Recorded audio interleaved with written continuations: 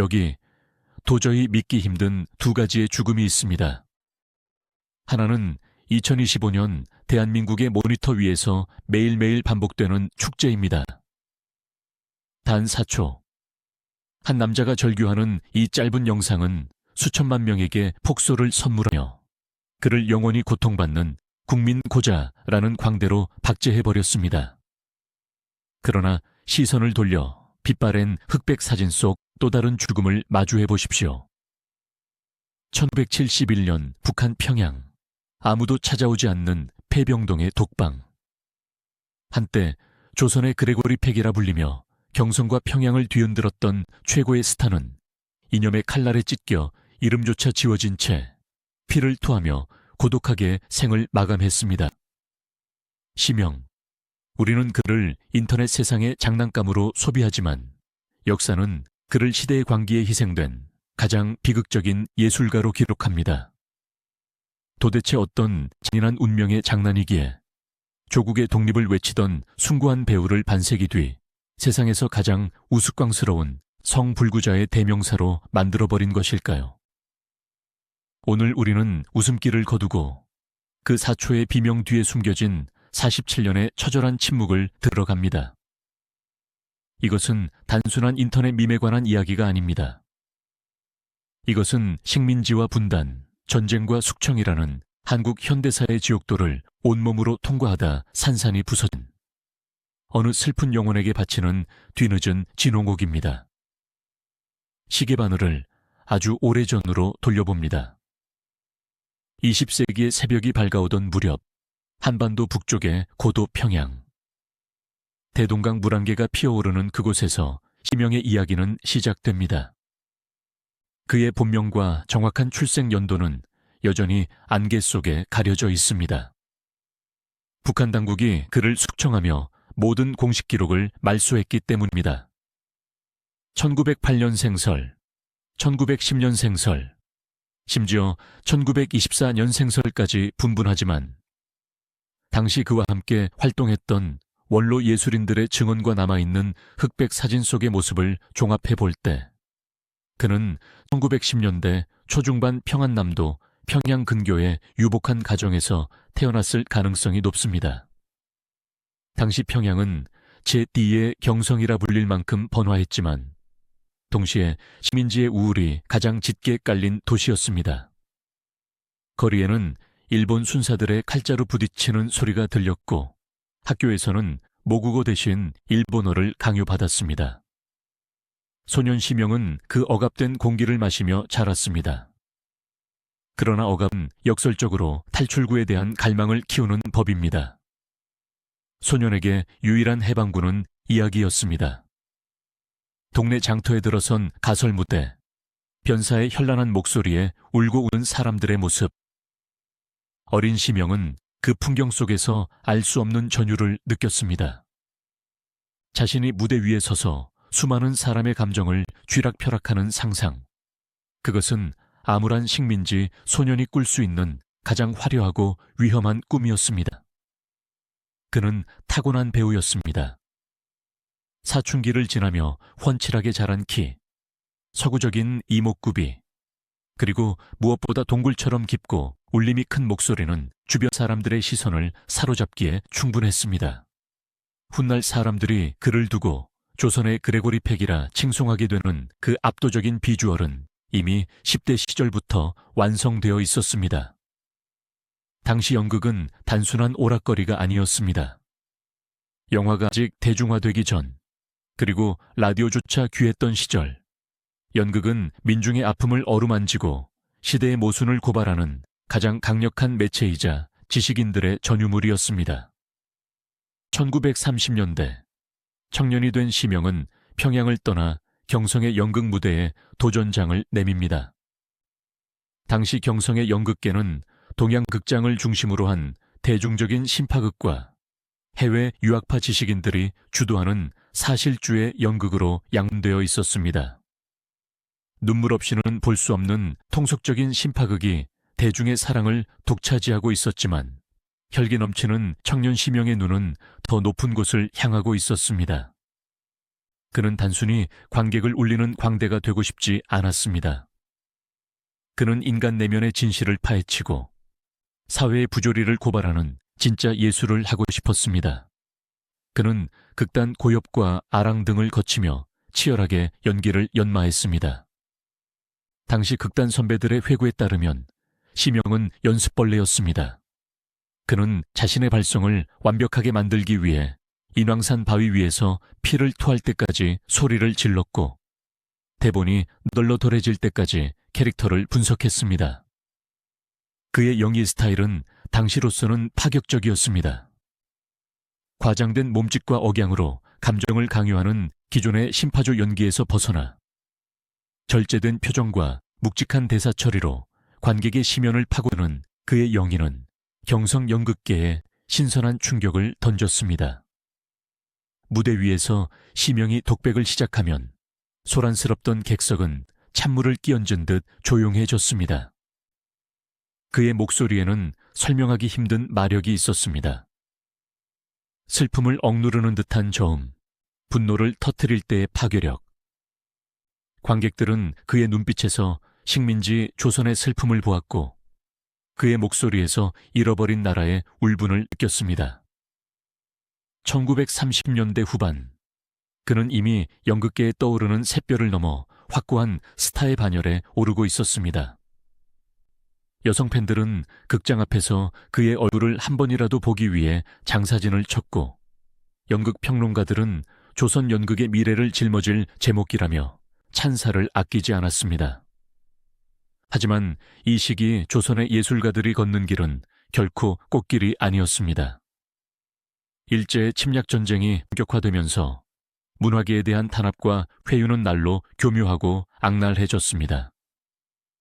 내선 일체와 황국 신민화라는 구호 아래 연극은 일본의 군국주의를 선전하는 도구로 전락해야 했습니다. 조선 총독부는 배우들에게 국민연극이라는 이름의 친일 어용 연극에 출연할 것을 강요했습니다. 거부하는 자에게는 무대에 설 기회를 박탈하거나 심지어 가혹한 고문이 기다리고 있었습니다. 심영 역시 이 거대한 폭력 앞에서 자유로울 수 없었습니다. 그가 친일 연극에 출연했는지에 대한 기록은 명확하지 않으나 당시 활동했던 대부분의 인류 배우들처럼 그 또한 생존을 위해 원치 않는 가면을 써야 했을 것입니다. 일본군 제복을 입고 천황폐하 만세를 외쳐야 하는 무대, 그것은 예술가로서의 자존심을 짓밟는 끔찍한 형벌이었을 것입니다. 무대 뒤 분장실 거울을 보며 그는 일본군 분장을 한 자신의 얼굴에 침을 뱉고 싶었을지도 모릅니다. 나는 배우인가? 아니면 제국의 꼭두각시인가? 이 깊은 자괴감과 현실에 대한 분노는 그가 점차 좌익 사상에 경도되게 만드는 결정적인 토양을 제공했습니다. 당시 식민지 지식인들에게 사회주의는 단순한 정치 이념이 아니었습니다. 그것은 일제라는 거악에 맞설 수 있는 유일한 사상적 무기이자 계급도 억압도 없는 평등한 세상을 약속하는 매혹적인 복음이었습니다. 심영은 자연스럽게 좌익 성향의 예술가들과 어울리게 되었습니다. 밤이면 허름한 선술집에 모여 막걸리 잔을 기울이며 그들은 은밀한 목소리로 혁명을 논하고 해방을 꿈꿨습니다. 심영에게 사회주의는 복잡한 마르크스 레닌주의 이론이 아니라 가난하고 헐벗은 조선 민중을 구원할 수 있는 휴머니즘의 다른 이름이었습니다. 그는 예술이 단순한 유의가 아니라 민중을 계몽하고 사회를 변혁하는 무기가 되어야 한다고 믿었습니다. 이러한 프롤레타리아 예술에 대한 신념은 그의 연기에 더욱 깊은 호소력을 불어넣었지만 동시에 그를 훗날 비극적인 운명으로 이끄는 위험한 불씨가 되고 있었습니다. 시간은 흘러 1940년대 태평양 전쟁의 발발과 함께 조선 땅은 거대한 변경으로 변해갔습니다. 모든 물자와 사람이 전쟁터로 징발되었습니다. 극장들은 문을 닫거나 일본의 승리를 선전하는 뉴스 영화 상영관으로 바뀌었습니다. 심영의 입지는 점점 좁아졌습니다. 숨 쉴 틈 없는 검열과 감시 속에서 그는 무대에 서는 것 자체에 회의를 느꼈을 것입니다. 하지만 그는 연기를 멈출 수 없었습니다. 그것은 그의 생업이자 유일한 존재 이유였기 때문입니다. 그 아마르게 터널 끝자락, 1945년 8월 15일. 마침내 그날이 왔습니다. 라디오에서 흘러나온 일본 천황에 떨리는 항복방송. 처음에는 아무도 그 의미를 이해하지 못했습니다. 그러나 곧 거리로 쏟아져 나온 사람들의 만세소리가 경성 하늘을 뒤덮었습니다. 해방, 광복, 빛을 되찾은 날. 심영은 그 인파 속에서 목이 터져라 만세를 불렀을 것입니다. 눈물이 멈추지 않았을 것입니다. 이제 더 이상 일본어 대본을 외우지 않아도 된다는 것, 일본 순사의 눈치를 보지 않고 우리 민족의 이야기를 마음껏 연기할 수 있다는 것, 그 벅찬 감격이 그의 가슴을 가득 채웠습니다. 해방 공간의 서울은 혼란스러웠지만 용광로처럼 뜨거웠습니다. 억눌려 있던 창작의 열기가 폭발했습니다. 지하에 숨어있던 예술가들이 지상으로 올라왔고 좌우를 막론하고 새로운 조국 건설을 위한 문화운동이 활발하게 일어났습니다. 이 시기 심영은 배우로서 인생의 정점을 맞이합니다. 그는 더 이상 유망주가 아닌 해방조선을 대표하는 대배우였습니다. 특히 1946년은 심영의 이름이 역사에 깊게 각인된 해였습니다. 최인규 감독의 영화가 제작된 것입니다. 이 영화는 단순한 극영화를 넘어 해방된 조국이 민족에게 바치는 헌사와도 같았습니다. 광복 후 우리 손으로 만든 최초의 본격적인 항일 영화. 심영은 이 영화에서 조국의 독립을 위해 목숨을 바치는 지하 공작권 한중 역을 맡았습니다. 캐스팅 소식이 전해지자마자 대중의 기대는 하늘을 찔렀습니다. 우수젖은 눈빛과 강인한 마스크를 가진 심영이야말로 비극적인 영웅 역할의 적격이라는 평가가 지배적이었습니다. 열악한 제작 환경 속에서도 촬영장은 뜨거운 열기로 가득 찼습니다. 필름이 부족해 자투리 필름을 이어붙이고 조명이 없어 횃불을 밝혀가며 찍었지만 배우와 스태프들의 눈빛은 그 어느 때보다 빛났습니다. 심영은 대역 없이 위험한 액션 장면을 소화해냈고 일본 경찰에게 고문당하는 장면에서는 실제로 살점이 뜯겨나가는 듯한 고통을 혼신의 힘을 다해 연기했습니다. 그에게 이 영화는 단순한 연기가 아니었습니다. 식민지 시대를 살아내며 겪었던 자신의 울분과 회한을 씻어내는 제의와도 같았습니다. 영화가 개봉되던 날 서울 종래 극장가는 마비가 되었습니다. 표를 구하려는 인파가 도로까지 점거했고 극장 유리창이 깨지는 소동까지 벌어졌습니다. 스크린 속에서 심영이 피투성이가 된 채 대한 독립만세를 외치며 쓰러질 때 어둠 속의 관객들은 발을 구르며 통곡했습니다. 그것은 단순한 영화 관람이 아니라 민족의 집단적인 카타르시스였습니다. 관객들은 스크린 속의 심영과 하나가 되어 지난 35년의 숨을 토해냈습니다. 의 대성공으로 심영은 명실상부한 국민 배우의 반열에 올랐습니다. 길을 걸으면 남녀노소 할 것 없이 그를 알아보며 환호했고 그의 사진은 이발소와 다방마다 걸렸습니다. 그는 돈과 명예, 그리고 대중의 사랑을 한 몸에 받는 슈퍼스타였습니다. 적어도 1946년의 심영은 세상 모든 것을 가진 남자처럼 보였습니다. 그러나 역사의 신은 그에게 너무나 짧은 행복만을 허락했습니다. 해방의 환희가 걷히자 그 자리에는 더욱 잔혹한 현실이 또아리를 틀고 있었습니다. 38선, 한반도의 허리를 가른 이 선은 처음에는 단순한 군사 분계선인 줄 알았으나 점차 넘을 수 없는 이념의 장벽으로 굳어져 갔습니다. 서울의 거리는 좌익과 우익의 시위대가 충돌하는 전장이 되었습니다. 어제의 동지가 오늘은 적이 되어 서로를 비난하고 테러를 가하는 살벌한 시대가 도래했습니다. 좌익 예술인 단체인 조선영화동맹의 핵심 간부였던 심영에게도 시련이 닥쳐왔습니다. 미군정과 우익 진영의 탄압이 노골화되기 시작했습니다. 그와 함께 무대에 섰던 동료들이 하나둘씩 경찰에 연행되었고, 극장에는 빨갱이 배우가 나오는 연극을 보지 말라는 삐라가 뿌려졌습니다. 우익 청년 단원들이 집에 찾아와 협박하는 일도 잦아졌습니다. 심영은 혼란스러웠습니다. 자신이 꿈꾸던 해방 조국은 이런 모습이 아니었습니다. 친일파들이 다시 경찰 제복을 입고 거리를 활보하며 독립운동가들을 빨갱이로 몰아쓰는 현실, 예술의 자유가 이념의 잣대 아래 난도질 당하는 현실에 그는 깊은 절망을 느꼈습니다. 그의 내면에서 갈등이 시작되었습니다. 서울에 남을 것인가, 아니면 새로운 길을 찾을 것인가. 서울에는 가족이 있었고 그를 사랑해주는 수많은 팬이 있었습니다.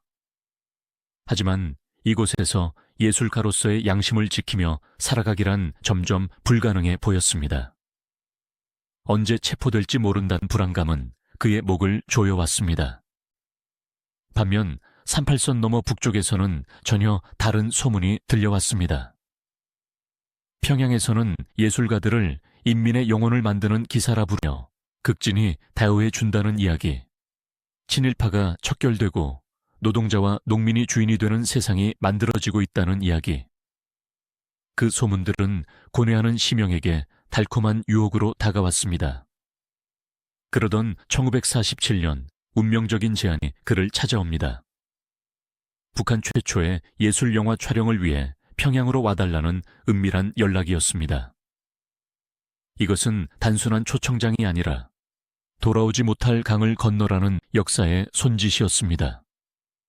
심영은 며칠을 번뇌했습니다. 창밖에는 비가 내리고 있었고 서울의 밤거리는 여전히 불안한 고함 소리로 가득 차 있었습니다. 그는 거울 속에 비친 자신의 얼굴을 들여다보았습니다. 의 영웅 한중의 얼굴, 그리고 갈 길을 잃고 방황하는 인간 심영의 얼굴. 마침내 그는 결심을 굳힙니다. 가자. 가서 내 눈으로 확인하자. 그곳에 진정한 예술의 토양이 있는지. 그는 짐을 꾸렸습니다. 화려한 배우의 짐이 아닌 여행자의 단촐한 가방 하나. 그는 가족들에게 잠시 촬영차 다녀오겠다는 말만 남긴 채 어둠을 틈타 서울역으로 향했습니다. 기차가 기적 소리를 울리며 북쪽을 향해 달리기 시작했을 때 심영은 차창 밖으로 멀어지는 서울의 불빛을 바라보며 어떤 생각을 했을까요? 금방 다시 돌아올 수 있을 것이라 믿었을까요? 아니면 이것이 영원한 이별이 될 것임을 직감했을까요? 기차는 덜컹거리며 38선을 향해 질주하고 있었습니다. 1947년 38선. 그곳은 단순한 지도상의 선이 아니었습니다. 그것은 이념의 칼날이 대지를 가르고 운명이 갈라지는 절벽의 끝자락이었습니다. 심영이 탄 기차가 덜컹거리며 그 경계선을 넘었을 때 그는 창밖의 풍경이 미묘하게 달라지는 것을 느꼈습니다. 남쪽의 풍경이 혼란스럽고 무질서한 활기로 가득 찼다면 북쪽의 풍경은 묘한 긴장감과 질서 정연함으로 채워져 있었습니다. 붉은 깃발, 곳곳에 붙은 구호, 그리고 제복 입은 군인들의 날카로운 눈빛. 평양역에 내린 심영은 차가운 공기를 깊이 들이마셨습니다. 그것은 낯선, 그러나 묘하게 흥분을 자아내는 혁명의 냄새였습니다. 평양은 그를 환대했습니다. 아니, 정확히 말하자면 북한 정권은 심영이라는 상징을 열렬히 필요로 했습니다. 남조선 최고의 스타가 미제의 억압을 피해 공화국의 품으로 왔다는 사실은 그 어떤 선전물보다 강력한 무기였습니다.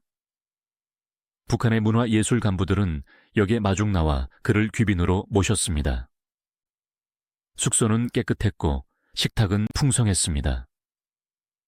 굶주림과 쌀 소동이 끊이지 않던 서울과는 딴판이었습니다.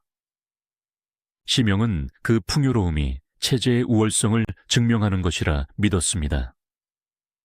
하지만 그것이 자신과 같은 선전 도구들에게만 허락된 쇼윈도의 풍요로움이라는 사실을 깨닫기에는 그의 예술가적 낭만이 너무나 컸습니다. 그가 북한에서 처음 맡은 임무는 영화 내 고향의 주연이었습니다. 강홍식 감독이 메가폰을 잡은 이 영화는 북한 정권 수립 후 최초로 제작되는 장편 예술 영화였습니다. 내용은 전형적이었습니다. 지주의 착취에 시달리던 소장농의 아들이 고향을 떠났다가 해방 후 돌아와 토지 개혁의 기쁨을 누린다는 이야기. 하지만 시명에게 이 영화는 단순한 프로파간다가 아니었습니다. 그는 이 영화를 통해 자신이 꿈꾸던 민중을 위한 예술을 실현할 수 있다고 믿었습니다. 그는 촬영장에서 그 누구보다 진지했습니다. 진흙탕에 구르는 것도 마다하지 않았고 농민들의 투박한 사투리를 익히기 위해 밤을 새웠습니다. 촬영 틈틈이 그는 평양의 예술가들과 교류했습니다. 그들은 뜨거웠습니다. 모스크바 유학파 출신들이 들려주는 스타니슬라프스키의 연기론, 사회주의 리얼리즘의 미학에 대한 토론은 시명의 지적 갈증을 채워주었습니다. 서울에서는 검열 때문에 숨죽여 속삭여야 했던 이야기들을 여기서는 당당하게 외칠 수 있었습니다. 시명은 생각했습니다. 이곳이다. 이곳이야말로 예술가가 대접받는 진정한 조국이다. 1948년 남과 북의 각각 단독 정부가 수립되면서 분단은 되돌릴 수 없는 현실이 되었습니다. 이제 양다리를 걸칠 수 있는 회색 지대는 사라졌습니다. 시명은 결단을 내려야 했습니다. 서울로 돌아갈 것인가, 평양에 남을 것인가. 서울에 있는 가족들이 눈에 밟혔습니다. 하지만 돌아간다면 기다리는 것은 서대문 형무소의 차가운 독방일지 모릅니다. 이미 서울의 동료들이 줄줄이 구속되었다는 소식이 들려오고 있었습니다. 결국 그는 평양을 택했습니다. 그리고 비밀리에 가족들을 북으로 불러들였습니다. 야밤을 틈탄 탈출. 갓난아이의 입을 막고 산짐승 소리에 가슴을 졸이며 38선을 넘은 가족들과 재회했을 때 시명은 안도의 눈물을 흘렸습니다. 이제 됐다. 여기서 우리는 새 삶을 시작하는 거야. 아무도 우리를 괴롭히지 않는 곳에서. 하지만 평화는 짧았습니다. 1950년 6월 25일 새벽에 정막을 찢는 포성과 함께 전쟁이 터졌습니다. 탱크가 남쪽을 향해 굉음을 울리며 진격했습니다. 북한 사회는 순식간에 전시체제로 전환되었습니다. 예술도 예외는 아니었습니다. 모든 영화 촬영이 중단되고 배우들은 문화공작대라는 이름으로 전선에 투입되었습니다. 시명에게 주어진 임무는 총을 드는 대신 마이크를 잡는 것이었습니다. 인민군의 사기를 북돋우고 점령지 주민들을 선동하는 것, 그것이 그에게 주어진 전쟁이었습니다. 인민군이 파죽지세로 서울을 점령했을 때 시명은 다시 서울 땅을 밟았습니다. 불과 3년 전 떠났던 고향. 하지만 그곳은 폐허가 되어 있었습니다. 자신이 섰던 극장들은 문이 닫히거나 부서져 있었고 거리에는 인공기가 나부꼈습니다. 시명은 서울 시민들 앞에서 연설을 하고 단막극을 공연했습니다. 위대한 김일성 장군님의 영도 아래 그는 목소리를 높였지만 그를 바라보는 시민들의 눈빛은 차가웠습니다. 공포와 적개심, 그리고 굶주림에 지친 텅 빈 눈동자들. 시명은 그 눈빛을 마주하며 가슴 한구석이 서늘해지는 것을 느꼈을지도 모릅니다. 자신이 꿈꾸던 해방은 이런 모습이 아니었기 때문입니다. 하지만 그는 멈출 수 없었습니다. 멈추는 순간 그 자신도 반동분자로 몰릴 수 있다는 공포가 무의식 중에 자리 잡고 있었기 때문입니다. 전세가 역전되었습니다. 인천 상륙작전으로 인민군이 쫓기기 시작했습니다. 심영도 허겁지겁 짐을 싸서 후퇴 대열에 합류했습니다. 평양을 버리고 압록강 변까지 도망쳐야 했습니다. 그 혹독한 겨울, 1.4 후퇴의 아비규환 속에서 심영은 죽음을 수없이 목격했습니다. 미군 폭격기가 하늘을 뒤덮고 네이팜탄이 떨어지는 지옥도, 꽁꽁 언 강물 위로 시신들이 떠내려가는 참혹한 현장. 그 속에서 예술이라는 단어는 얼마나 무력하고 사치스러운 것이었을까요? 그는 살기 위해 뛰었습니다. 배우로서의 자존심도 인간으로서의 존엄도 모두 내려놓고 오직 생존 본능 하나로 그 겨울을 버텼습니다. 1953년 총성은 멈췄습니다. 한반도는 잿더미가 되었지만 살아남은 자들은 다시 삶을 이어가야 했습니다. 북한 정권은 전쟁의 상처를 덮고 체제 결속을 다지기 위해 대대적인 우상화 작업에 착수했습니다. 그리고 그 선봉장에 시명이 세워졌습니다. 전쟁 중에 제작된 영화가 뒤늦게 빛을 발하기 시작한 것입니다. 이 영화에서 시명은 전선으로 떠나는 아들을 배웅하며 조국애를 호소하는 아버지 역을 맡아 열연했습니다. 그의 영인은 절절했습니다. 전쟁으로 가족을 잃은 북한 주민들의 슬픔을 정확히 건드렸습니다. 극장안은 눈물바다가 되었고 시명은 인민의 슬픔을 대변하는 배우로 추앙받았습니다. 김일성은 매우 흡족해했습니다. 그는 예술을 통치수단으로 매우 중요하게 생각했습니다. 김일성은 시명을 직접 관저로 불렀습니다. 동무, 수 많았소. 동무의 연기를 보니 내 가슴이 다 뜨거워지더구만. 최고 권력자의 칭찬 한마디는 곧 법이요, 출세의 보증수표였습니다. 그 자리에서 시명에게 공훈배우 칭호가 수여되었습니다. 북한 배우가 받을 수 있는 최고의 연계, 시명의 가슴에 훈장이 달리는 순간 그의 인생 그래프는 최고점을 찍었습니다. 1950년대 중반, 전후 복구 사업이 한창이던 평양. 시명은 왕처럼 살았습니다. 그는 평양의 노른자위 땅인 모란봉 구역에 새로 지어진 배우 아파트에 입주했습니다. 당시 북한 주민 대부분이 판잣집이나 토굴에서 살던 시절, 수세식 화장실과 난방시설이 갖춰진 그의 집은 궁전이나 다름없었습니다. 집안은 외제 가구와 양주로 채워졌습니다. 하지만 가장 큰 특혜는 따로 있었습니다. 어느 날 당 간부가 그의 집 앞에 검은색 세단 한 대를 끌고 왔습니다. 소련제 최고급 리무진 지스 110, 스탈린이 탔다는 그 차였습니다. 당시 북한에는 자동차가 거의 없었습니다.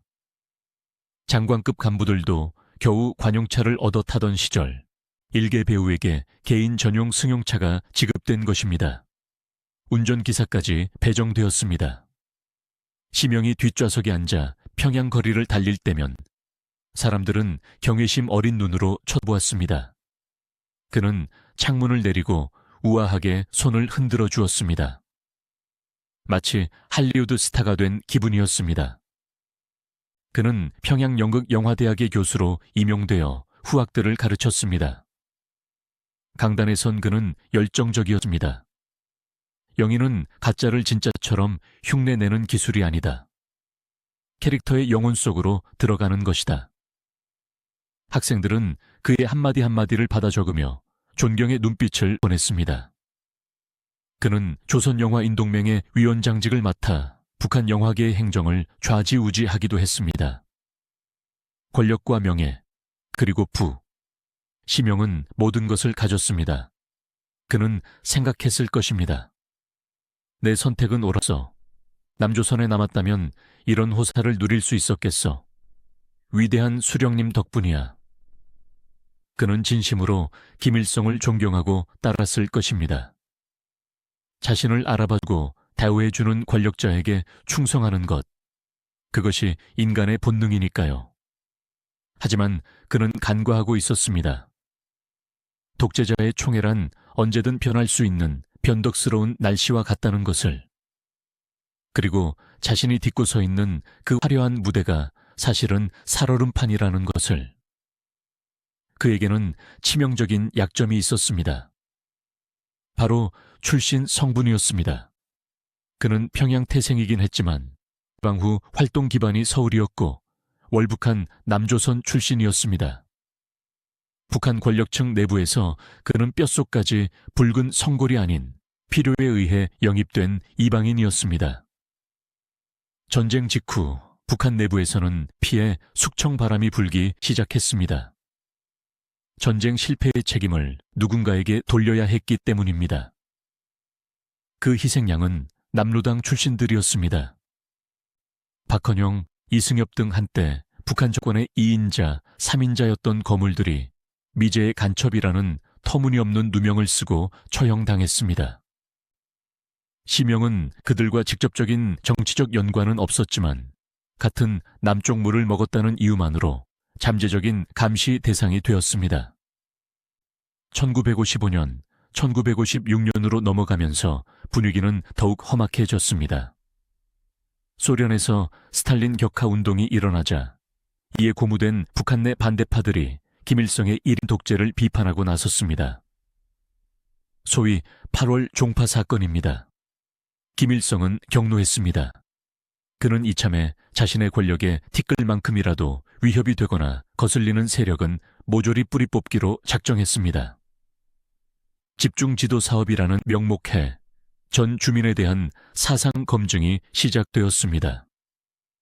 예술계도 칼바람을 피할 수 없었습니다. 당 선전선동부는 예술가들의 사상을 문제 삼기 시작했습니다. 자유주의적 경향이 있다. 부르주아 사상에 물들어 있다.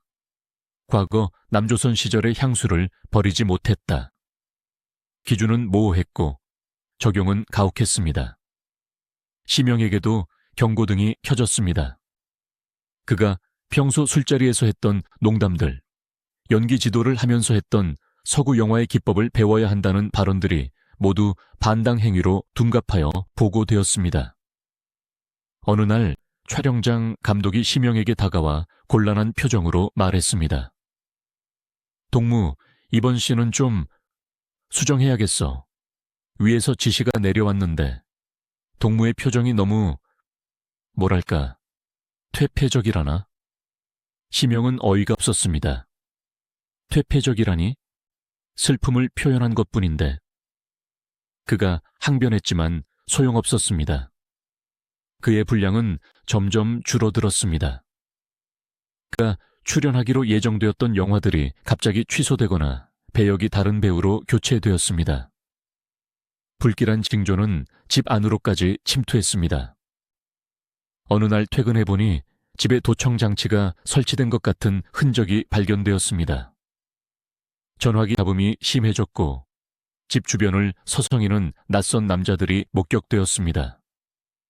시명은 아내에게 무서워하지 마. 별일 아닐 거야 라고 안심시켰지만 정작 자신의 손은 떨리고 있었습니다. 그는 밤마다 악몽을 꾸었습니다. 무대 위에서 연기를 하는데 관객석이 텅 비어 있거나 대사를 하려는데 목소리가 나오지 않는 꿈. 식은땀을 흘리며 깨어난 새벽. 그는 곁에 잠든 아이들의 얼굴을 보며 가슴이 옥죄어오는 공포를 느꼈습니다. 1957년 운명의 해가 밝았습니다. 북한 노동당 중앙위원회 전원회의에서 반종파 투쟁을 더욱 강화하라는 결정이 내려졌습니다. 이것은 곧 대대적인 숙청의 신호탄이었습니다. 문화예술계 블랙리스트가 작성되었고 그 명단 상단에 시명의 이름이 올라 있었습니다. 죄목은 남로당 계열의 잔재이자 부르주아 반동 예술가. 어느 날 아침 출근하려는 시명의 집 문을 누군가 거칠게 두드렸습니다. 보위부 요원들이었습니다. 시명 동무, 잠시 동행합시다. 조사할 게 좀 있어. 그들의 어조는 정중했지만 눈빛은 살기를 띠고 있었습니다. 시명은 직감했습니다.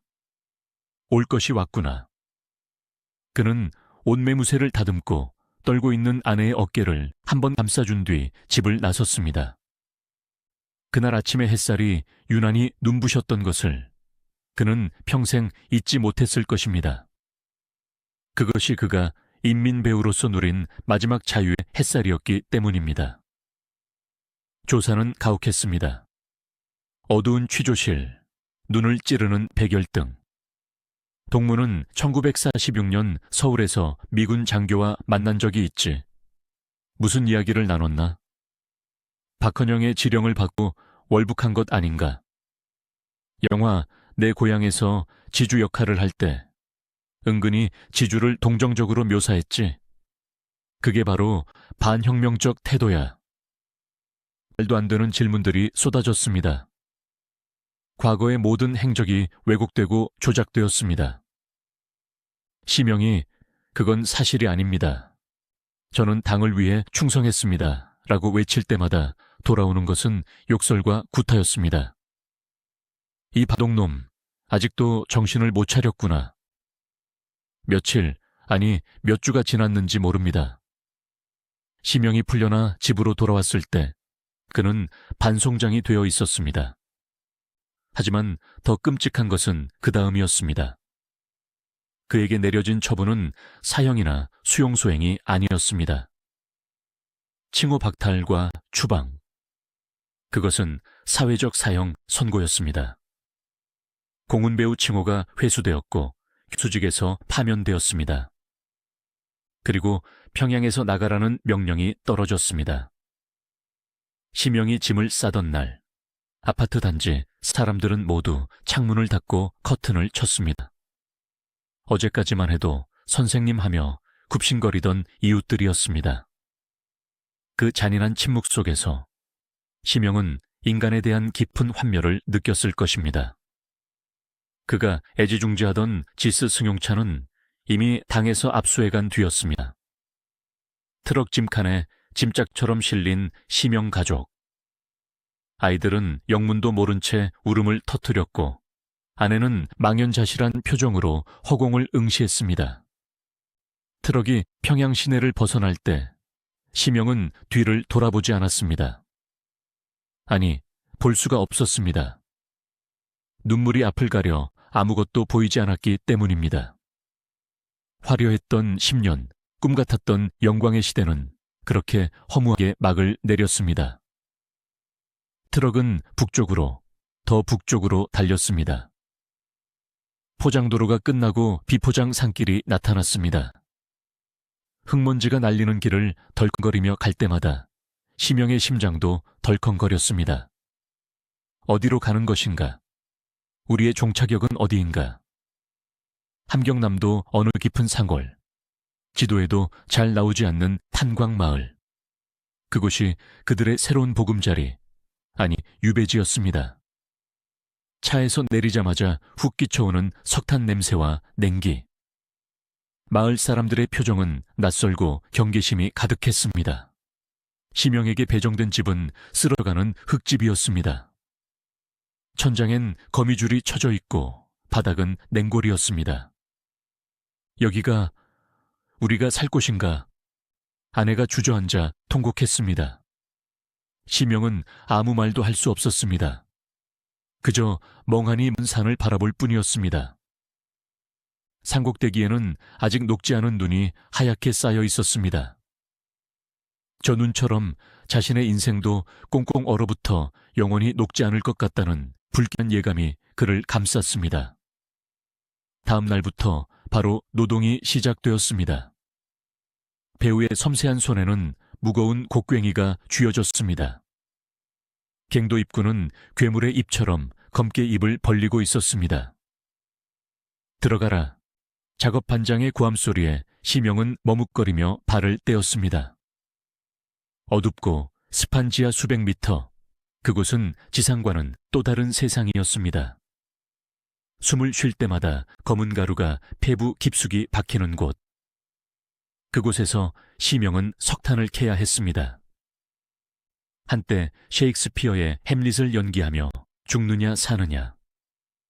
그것이 문제로다를 읊조리던 그가 이제는 오늘 할당량을 채우냐 못 채우느냐는 생존의 문제와 싸워야 했습니다. 육체적 고통은 상상을 초월했습니다. 허리가 끊어질 듯 아팠고 손바닥은 물집이 터져 피가 흘렀습니다. 하지만 그보다 더 견디기 힘든 것은 정신적 모멸감이었습니다. 함께 일하는 광부들 중에는 그를 알아보는 이들도 있었습니다. 저 사람 영화배우 심영 아니야? 쳇, 꼴 좋네. 평양에서 잘 먹고 잘 살더니 꼴 좀 봐라. 뒤에서 들려오는 수군거림과 비웃음. 그것은 날카로운 비수가 되어 심영의 가슴을 후벼 팠습니다. 그는 고개를 들 수 없었습니다. 석탄 가루로 얼굴을 검게 칠하고 누구와도 눈을 마주치지 않으려 애썼습니다. 그는 스스로를 투명 인간으로 만들고 싶었습니다. 차라리 존재하지 않는 사람이 되고 싶었습니다.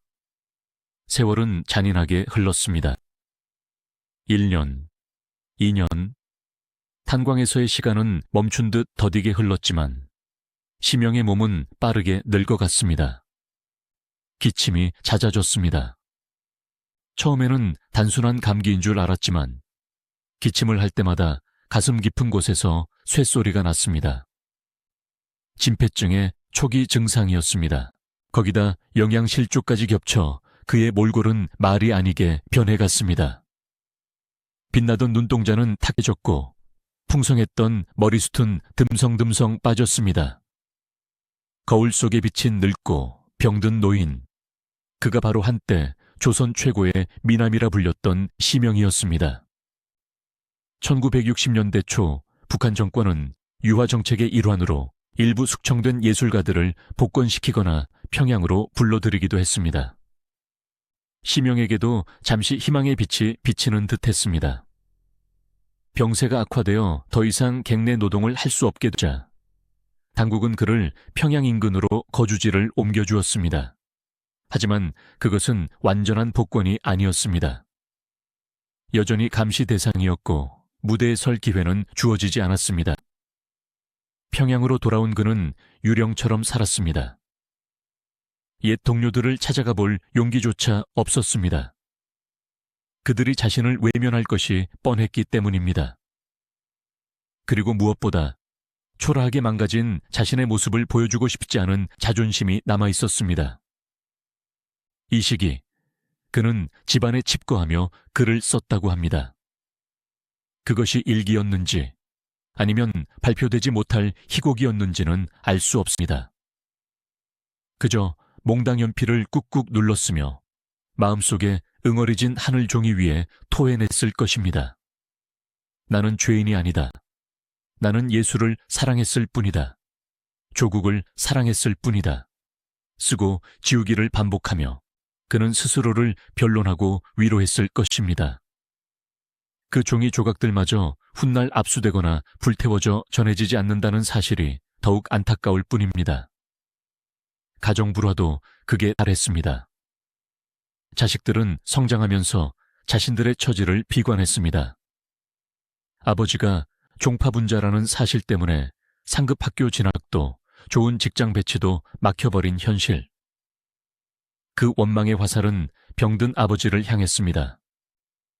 왜 월북하셨어요? 서울에 그냥 계시지. 왜 우리까지 이렇게 만드셨어요? 아들의 절규에 심영은 가슴을 쥐어뜯으며 통곡했습니다. 할 말이 없었습니다. 모든 것이 자신의 선택이 불러온 결과였으니까요. 가장 사랑하는 사람들로부터 증오의 대상이 되는 것.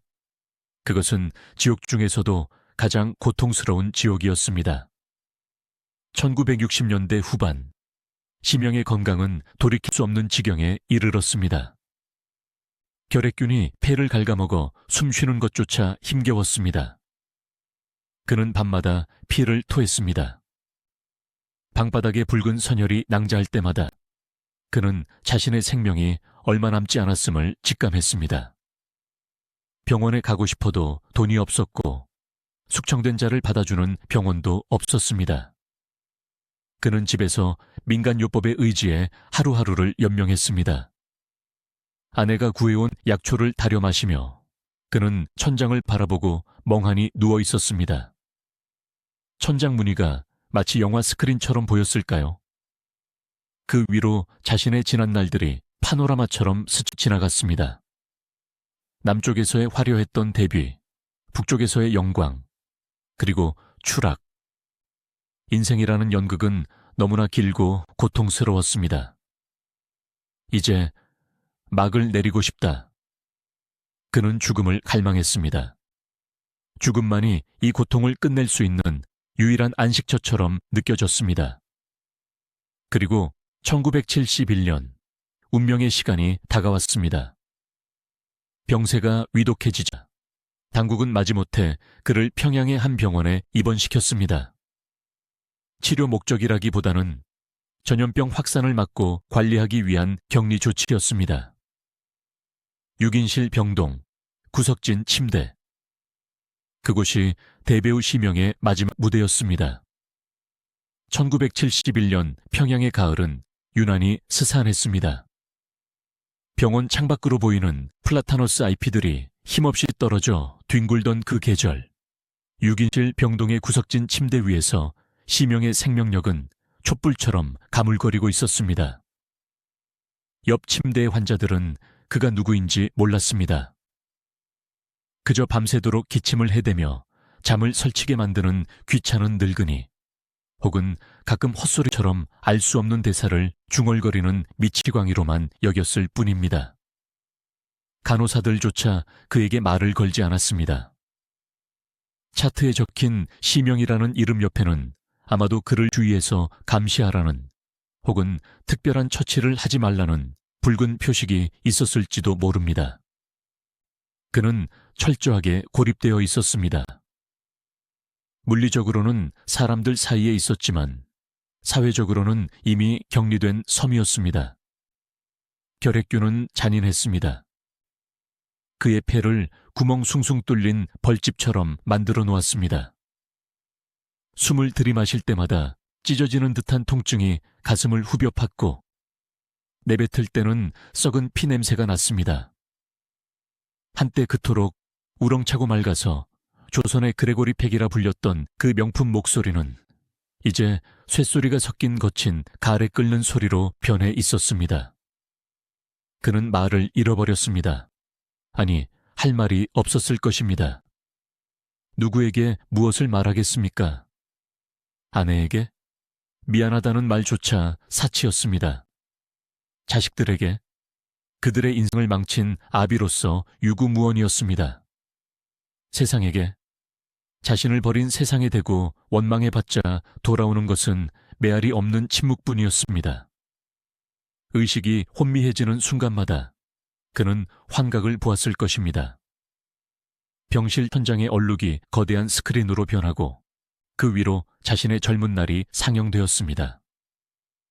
1946년 서울 국도극장, 시사회 날 쏟아지던 플래시 세례.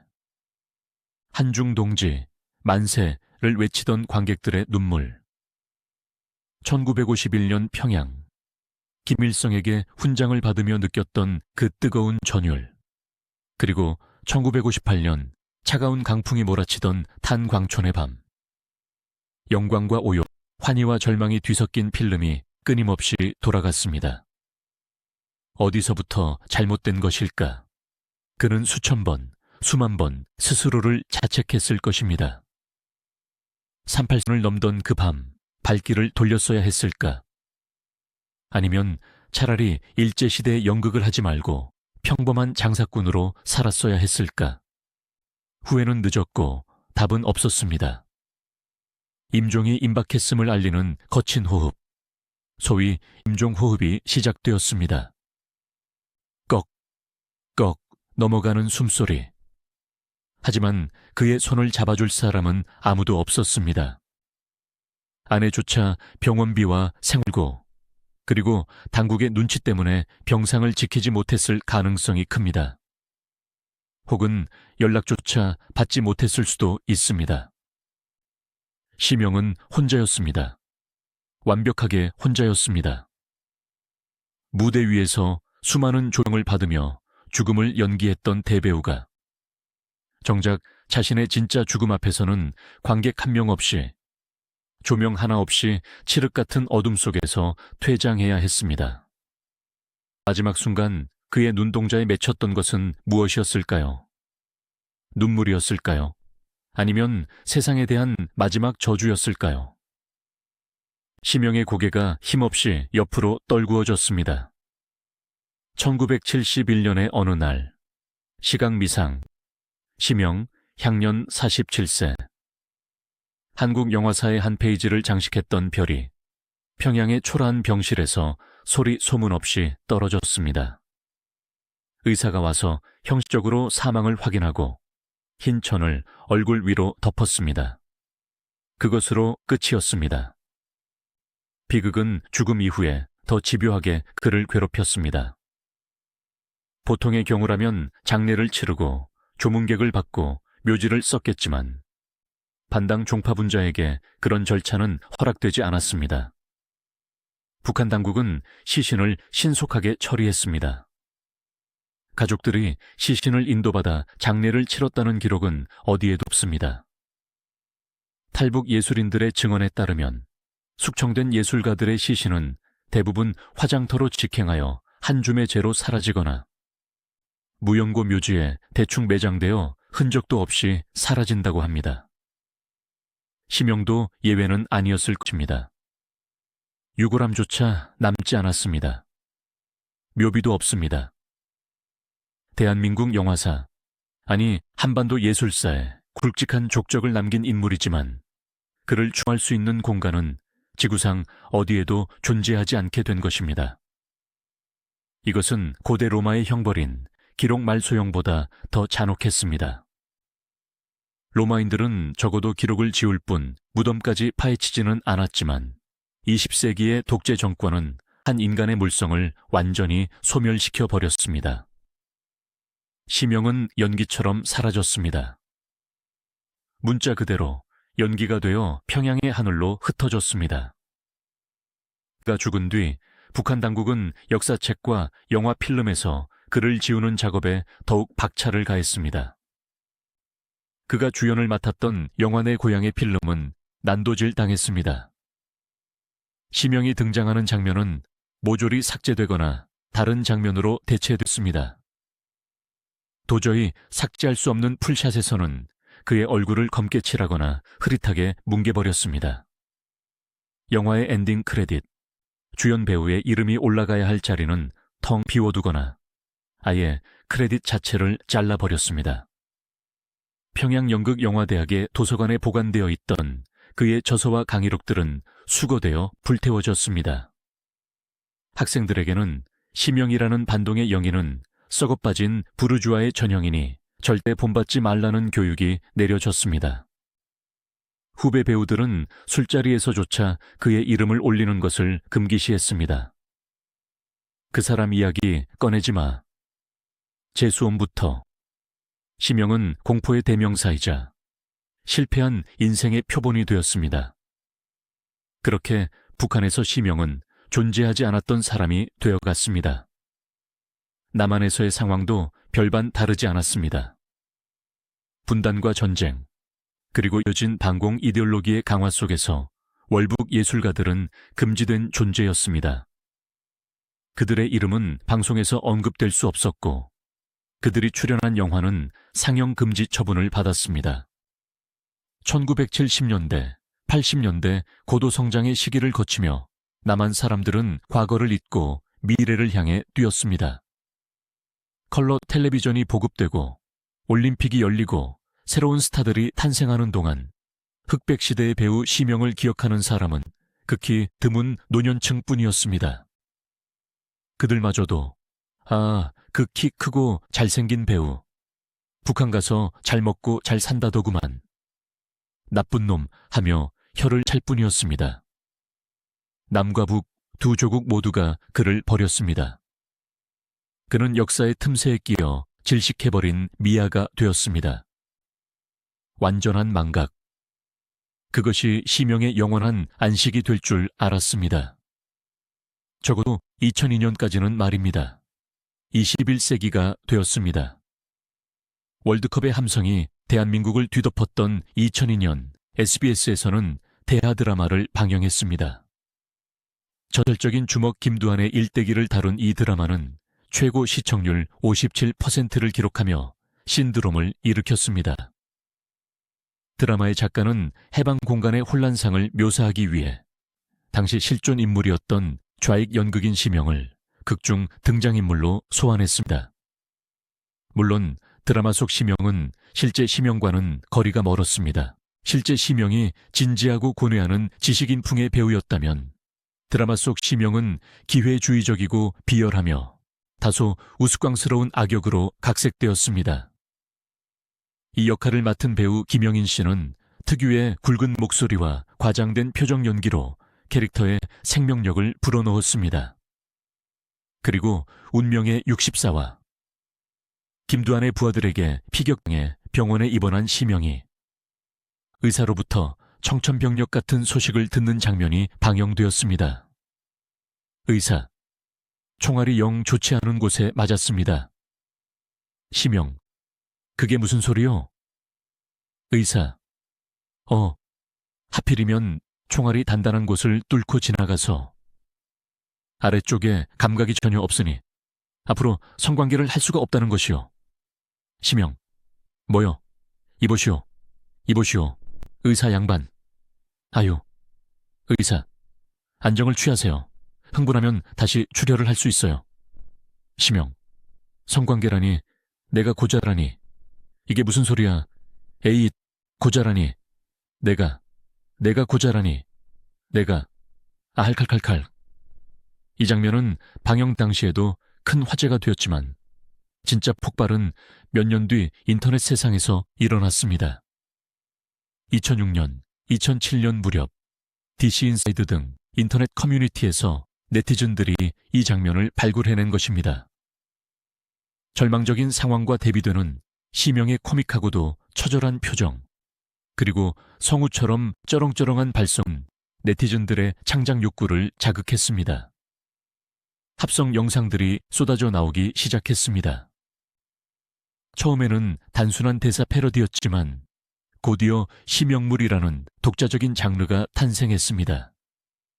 심영이 노래를 부르고 랩을 하고 테크노 댄스를 추고 심지어 우주로 날아가는 영상들이 만들어졌습니다. 그의 비명소리는 비트가 되어 리듬 게임의 음악으로 쓰였고 그의 얼굴은 온갖 짤부로 변형되어 퍼져나갔습니다. 내가 고자라니는 대한민국 인터넷 역사상 가장 유명한 유행어가 되었습니다. 초등학생부터 대학생까지 이 대사를 모르는 사람이 없었습니다. 심영은 부활했습니다. 하지만 그것은 배우 심영으로서의 부활이 아니라 국민 고자라는 희대의 개그 캐릭터로서의 부활이었습니다. 여기서 우리는 소름 끼치는 역설과 마주하게 됩니다. 실제 심영은 1971년 북한의 병원에서 폐결핵으로 피를 토하며 고독과 침묵 속에서 비참하게 죽어갔습니다. 그의 육신은 흔적도 없이 사라졌고 그의 이름은 역사에서 지워졌습니다. 그것은 눈물조차 말라버린 완벽한 비극이었습니다. 반면 2000년대 남한의 화면 속 심영은 영원히 죽지 않는 불사신이 되었습니다. 그는 매일매일 총알을 맞고 매일매일 고자가 되고 매일매일 절규하지만 사람들은 그 고통을 보며 박장대소합니다. 그의 비극은 철저하게 희극으로 소비됩니다. 수백만, 수천만 명의 사람들이 그의 영상을 보며 즐거워합니다. 심지어 그에게 친감까지 느낍니다. 진짜 심영이 저승에서 이 모습을 본다면 어떤 표정을 지을까요? 자신이 평생을 바쳐 추구했던 리얼리즘 연기와 비극적 영웅의 이미지는 온데간데 없고 자신의 이름이 거세된 남자의 대명사가 되어 조롱받는 현실. 분노했을까요? 아니면 허탈하게 웃었을까요? 어쩌면 이렇게라도 기억되는 것이 북한에서처럼 완전히 잊혀지는 것보다는 낫다고 자조했을까요? 이 잔인한 아이러니는 우리에게 묻습니다. 한 인간의 삶이 역사 속에서 어떻게 왜곡되고 소비되는가? 이념의 전쟁터에서 패배한 자에게 남겨진 몫은 죽음 이후에 안식조차 허락되지 않는 영원한 모욕인가? 심형밈의 유행은 10년이 지나고 20년이 지나도 식지 않았습니다. 2020년대에 들어서도 유튜브 알고리즘은 잊을만하면 심형 영상을 추천합니다. 고화질로 리마스터링된 영상, AI 기술로 목소리를 합성한 새로운 콘텐츠들이 끊임없이 생산됩니다. 이제 심형은 단순한 밈을 넘어 한국 현대 문화의 일부분, 일종의 민속놀이와 같은 존재가 되었습니다. 하지만 우리는 웃음의 파티를 잠시 멈추고 그 이면을 들여다봐야 합니다. 우리가 장난감처럼 가지고 노는 이 캐릭터의 원형이 실은 식민지 조국의 해방을 위해 목숨을 걸고 영화를 찍었고 이념의 소용돌이 속에서 잘못된 선택을 하여 처절하게 파멸한 실존했던 한 인간이라는 사실을 말입니다. 그는 1940년대 경성의 아이돌이었고 1950년대 평양의 영웅이었으며 1960년대에 버림받은 죄수였고 1971년에 고독한 사망자였습니다. 그리고 21세기 그는 디지털 세상의 광대가 되었습니다. 하나의 이름, 두 개의 삶. 하나는 비극으로 끝나 잊혀졌고 다른 하나는 희극으로 다시 태어나 영생을 얻었습니다. 이 기묘하고도 슬픈 동거. 이제 이 긴 이야기의 마지막 장을 넘길 차례입니다. 우리는 단순히 웃고 즐기는 것을 넘어 심형이라는 거울을 통해 우리 자신의 모습을 비춰봐야 합니다. 역사의 경랑에 휩쓸린 개인의 운명, 그리고 그 운명을 대하는 후대의 태도에 대하여 그가 죽어가던 1971년의 병실과 우리가 웃고 있는 2025년의 모니터 앞, 그 54년의 간극을 메우는 마지막 진홍곡이 아직 남아 있습니다. 심형이 떠난 지 반세기가 훌쩍 넘었습니다. 강산이 5번이나 바뀌는 동안 남과 북은 여전히 휴전선이라는 철조망을 사이에 두고 대치하고 있습니다. 그 사이 심형의 존재는 기묘하게 분열되었습니다. 북한에서는 기록에서 삭제된 반동분자로, 남한에서는 영원히 고통받는 국민 고자로, 양쪽 모두에서 그는 온전한 인간으로 대접받지 못했습니다. 이것은 단순한 우연이 아닙니다. 이것은 분단이라는 특수한 상황이 만들어낸 괴물이자 이념의 전쟁터에서 패배한 개인이 치러야 하는 가장 가혹한 연체료입니다. 우리가 그를 심형물이라는 밈으로 소비할 때 우리는 무의식적으로 일종의 디지털 부관 참시를 행하고 있는 것인지도 모릅니다. 조선시대에는 역적의 무덤을 파헤쳐 시신을 다시 목베는 형벌이 있었습니다. 21세기의 우리는 키보드와 마우스를 이용해 이미 역사 속으로 사라진 한 인간을 끊임없이 소환하여 희화화의 단두대 위에 씁니다. 물론 네티즌들에게 악의는 없었을 것입니다. 그저 재미있어서, 그저 웃겨서 시작된 놀이였습니다. 하지만 그 놀이의 대상이 된 실존 인물이 겪었던 실제 삶의 비극적 무게를 알게 된 지금, 우리는 여전히 아무런 부채감 없이 그를 비웃을 수 있을까요? 잠시 그 모든 조롱과 이념의 껍질을 벗겨내고 예술가 심형의 알몸을 마주해 봅시다.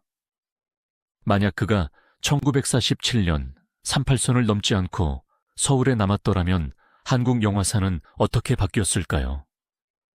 영화 평론가들과 역사학자들은 조심스럽게 가정해 봅니다. 그는 아마도 1950년대와 60년대 한국 영화의 황금기를 이끄는 거목이 되었을 것입니다. 신상옥, 유현목 같은 거장들의 영화에서 심형은 중후하고 지적인 캐릭터를 도맡아 연기했을 것입니다. 김승호, 김진규 같은 대배우들과 어깨를 나란히 하며 대종상 영화제 시상식에서 나무주연상 트로피를 들어 올렸을지도 모릅니다.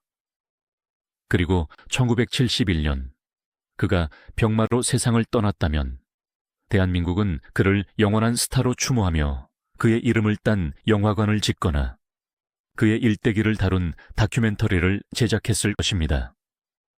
서울 어딘가에는 그의 묘소가 있어 매년 기일이 되면 후배 배우들이 찾아와 헌화했을 것입니다. 하지만 그는 잘못된 선택을 했습니다. 예술을 위한 유토피아를 찾아 떠난 길은 사실 전체주의의 감옥으로 들어가는 입이었습니다.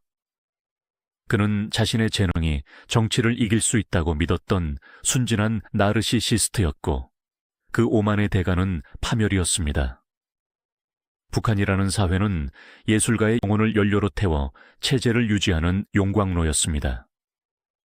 심영은 그 불길 속에서 가장 화려하게 타오르다 결국 재만 남기고 버려진 장작이었습니다. 그의 삶은 우리에게 묻습니다. 이념이란 무엇인가? 국가란 무엇인가? 그리고 그 거대 담론 앞에서 개인의 존엄은 얼마나 쉽게 부서질 수 있는가? 심영은 좌익이었습니다. 하지만 그가 꿈꾸었던 좌익은 피비린내, 나는 수청과 독재가 아니었습니다. 그는 가난한 사람들이 배부르게 먹고 억압받던 사람들이 자유롭게 노래하는 세상을 꿈꿨던 낭만적 휴머니스트였습니다. 그러나 현실의 사회주의는 그의 꿈을 배신했습니다. 그가 그토록 찬양했던 수령은 그를 토사구팽했고 그가 선택했던 조국은 그를 기록에서 지워버렸습니다. 오늘날 유튜브에서 심영의 밈을 보며 낄낄거리는 10대, 20대 청년들에게 심영은 그저 웃긴 아저씨일 뿐입니다. 그들에게 6.25 전쟁은 교과서 속에 박제된 역사이고 이념 갈등은 먼 옛날 이야기입니다. 어쩌면 심영의 밈이 이토록 오랫동안 생명력을 유지하는 이유는 역설적으로 우리가 그 시대의 아픔을 잊었기 때문일지도 모릅니다. 비극이 희극으로 소비되기 위해서는 거리두기가 필요합니다. 우리는 심영의 고통과 철저하게 분리되어 있기에 그의 절규를 개그 소재로 삼을 수 있는 것입니다. 하지만 이제 우리는 압니다. 그 내가 고자라니 라는 비명 속에 숨겨진 진짜 의미를 말입니다. 드라마 속 심영은 성기능을 상실했지만 실제 심영은 인격과 존재를 거세당했습니다. 그는 자신의 목소리를 낼 수 없는 번거리가 되었고 자신의 이름을 가질 수 없는 투명 인간이 되었습니다. 그것은 물리적인 고자됨보다 훨씬 더 끔찍하고 근원적인 상실이었습니다. 이제 120분에 걸친 긴 시간 여행을 마무리하려 합니다. 우리는 1920년대에 평양의 거리에서 꿈을 꾸던 소년을 보았고 1940년대에 영성의 무대에서 포효하던 청년을 보았습니다. 1950년대에 평양의 하늘 아래서 오만하게 빛나던 스타를 보았고 1960년대에 탄광의 갱도에서 시들어간 중년의 남자를 보았습니다. 그리고 1971년 차가운 병실에서 고독하게 숨을 거둔 노인의 마지막 얼굴을 보았습니다. 그 얼굴들 위로 2025년에 우리가 합성해 놓은 우스꽝스러운 표정들이 겹쳐집니다. 이 기괴한 콜라주가 바로 심영의 초상화입니다. 슬픔과 웃음, 숭고함과 천박함, 사실과 허구가 뒤엉킨 차에 박제된 기이한 아이콘. 부디 이 영상을 보신 여러분만이라도 다음번에 심영의 밈을 마주하게 된다면 1초만이라도 웃음을 멈추고 침묵해 주시기를 부탁드립니다. 그리고 마음속으로나마 그에게 짧은 위로를 건네주십시오. 당신은 훌륭한 배우였습니다. 시대가 당신을 담을 수 없었을 뿐입니다. 비록 그의 육신은 북녘 땅 어딘가에 한 줌의 먼지로 흩어졌고 무덤조차 없지만 우리의 기억 속에 그의 진짜 모습을 위한 작은 적 하나를 세워주는 것은 어떨까요? 그 비석에는 국민 고자가 아니라 다음과 같은 묘비명을 새겨주고 싶습니다. 여기 예술을 사랑했으나 이념에 속았고 조국을 찾아 떠났으나 끝내 조국을 갖지 못한 비운의 배우 심영, 잠들다. 1971년 그가 잃어버린 이름과 명예를 2025년에 우리가 잠시나마 기억하며 어둠이 내립니다. 스크린 속 흑백 필름 안의 심형이 우리를 응시하고 있습니다. 의 한 장면, 그 강렬하고 맑은 눈빛. 그는 무언가 말하려는 듯 입술을 달싹입니다. 하지만 들리지 않습니다. 역사의 소음과 인터넷의 웃음소리가 그의 진짜 목소리를 덮어버렸기 때문입니다. 이제 우리가 그 소음을 끄고 그의 침묵에 귀를 기울일 차례입니다. 그는 실패했습니다. 하지만 그의 실패는 우리에게 승리보다 더 깊은 교훈을 남겼습니다. 인간은 무엇으로 사는가? 그리고 역사는 무엇을 기억하는가?